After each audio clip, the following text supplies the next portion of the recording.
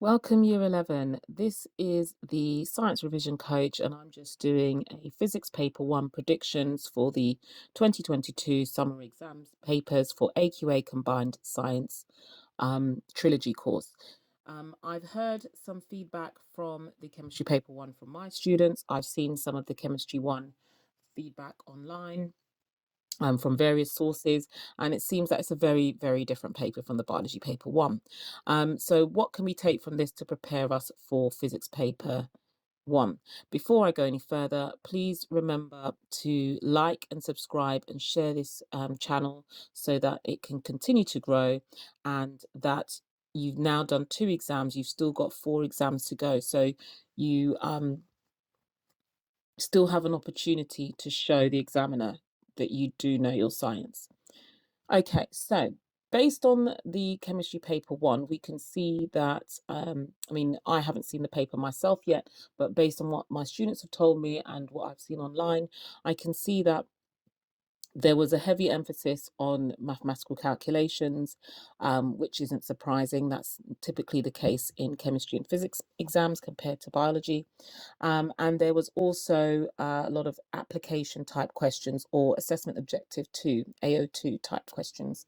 Again, that's not going to be a surprise. If the biology paper was fairly straightforward, they are going to have to give some more if you like, discriminatory questions. And when I say discriminatory, I mean discriminatory in terms of they need to be able to differentiate between the grade 9/9s and the grade 8/8s and so on. So they need questions that can help with the grade boundaries.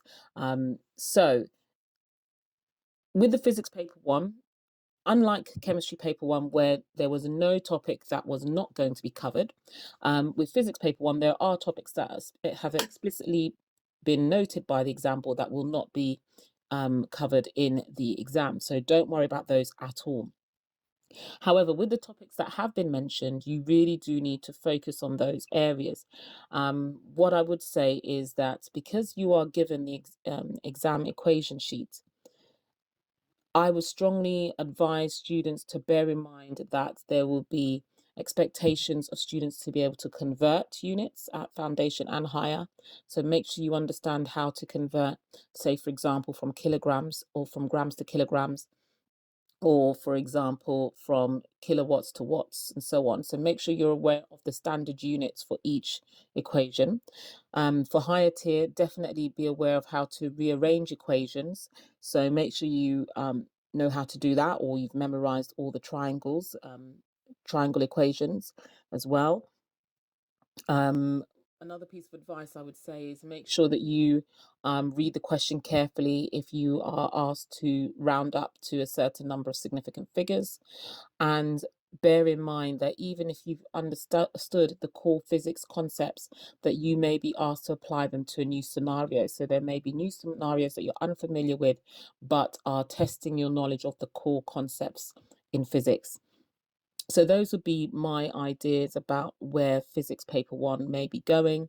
I do think the topics that they've mentioned are going to be there. It just may be that certain topics may be more emphasized, but they will be there as mentioned. And yeah, all I can say after that is please check out other videos on this channel. I will be releasing a video every day at 4 p.m. until your physics paper 1 exam, and they will be related to physics paper 1 topics that I haven't already covered. So there'll be exam practice questions and possibly any topics that I haven't yet covered that you can make interactive revision tools on.